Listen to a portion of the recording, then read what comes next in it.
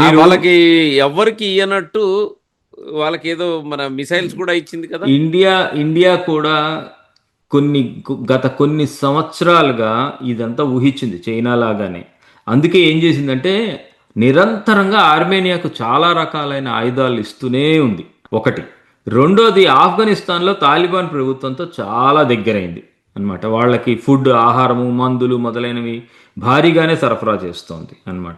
ఇండియాకి ఒకవేళ ఈ కనెక్టివిటీ అడ్డుకోవాలని అనుకుంటే ఇది ఉపయోగపడుతుంది కదా, అందుకని అలా చేసింది. అది కూడా ఇండియా కూడా చైనాని పైకి వెళ్ళిపోయి ఆ కనెక్టివిటీని అడ్డుకోవాలనుకోవచ్చు, వాడుకోవాలనుకోవచ్చు. అందుకని అది కూడా చాలా మటుకు వాటిలో ఇన్వెస్ట్ చేసింది వీటిలందరికీ, ఎవరెవరికి, ఆర్మేనియా, ఆఫ్ఘనిస్తాన్లో.